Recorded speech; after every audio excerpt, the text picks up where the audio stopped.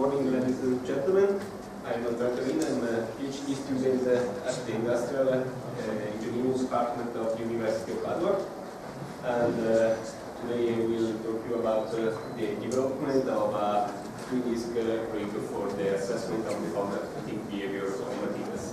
And this is part of a wider project concerning gear steerability in cooperation with the company Carraro, which is a manufacturer of drive lines for agricultural and construction vehicles. This is the outline of my presentation.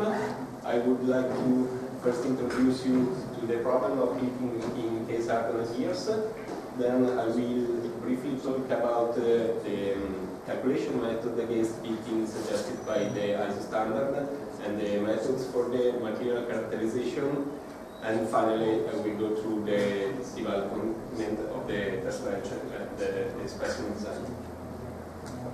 Pitting is a surface fatigue phenomenon which affects components subjected to contact condition in rolling and relative sliding motion. And what happens in case hardened gears is that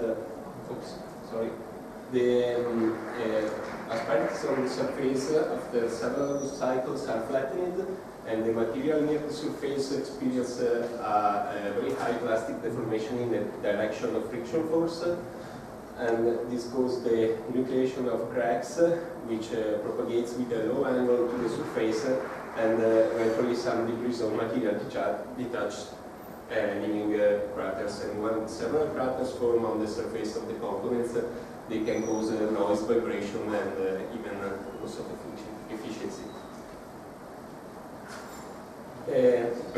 The ISO standard 6336 suggests for the determination of the load carrying capacity of gears the use of fatigue curve, where the slope is defined by the standard depending on the type of material and the heat treatment, while the position of the lower knee of the curves depends on the quality control exercised by the material supplier.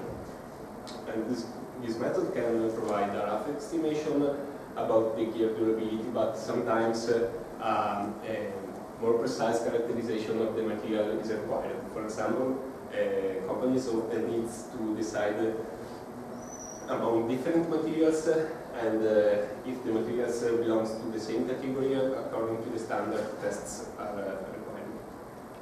And tests can be done either on the specific application, like for example the wall axle or the wall drive lines, or on reference gears, or even axes.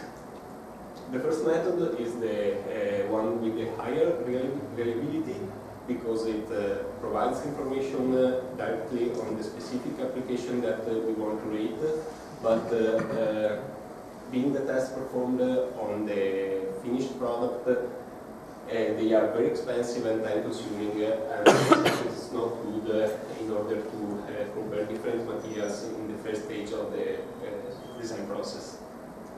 Another method is to test reference gears under reference test condition, but again here the specimen require special tools to be manufactured, and therefore they are still expensive, and this method is really seldom used by companies.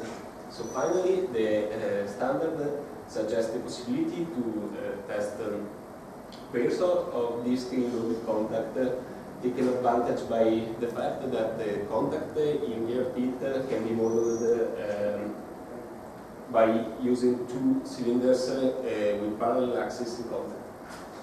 And this is a very easy and fast method, but unfortunately the ISO standard doesn't provide any information on the specimen design and on the correlation between the results of these tests and the gear durability. So in our department we built a twin-disc test rig where the specimens are mounted on a couple of spindles which rotates with the same angular velocity, so the sliding speed between the surfaces is obtained by using this with different radii, and the force is applied to one specimen by means of a screw and a spring, and it is measured by a load cell. And one interesting thing of our bench is that we provided it with a vision system which periodically stops the test and grabs a set of pictures of the specimen surface, and each picture is then processed by performing a moving average on the gray level of each pixel line. These values are then subtracted to the original frame in order to evidence the presence of local effects such as bits. And when the damaged surface becomes a defined set point, the test is stopped. To select the specimen, we decided to recreate the same working condition of some gears in planetary gear sets of axle for agricultural application.